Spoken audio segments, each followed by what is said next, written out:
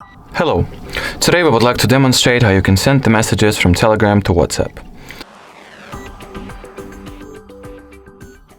So the simple, like text messages, you cannot basically forward them directly to WhatsApp, but you can always decide the message that you would like to share, copy it just like so, and paste it and send it to any of the WhatsApp contacts you have. If we talk about any media files, you can share them directly to WhatsApp. So for that, just tap on these three dots at the media file, choose the share option. In here, scroll and find the apps list section and the WhatsApp app in particular.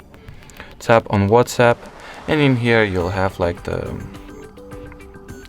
list of available contacts that you can share this media piece for. So simply tap on the contact of your choice, and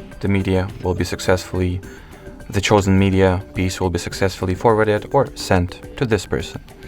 Alrighty, so that was it for this video. Thank you so much for watching, and bye-bye.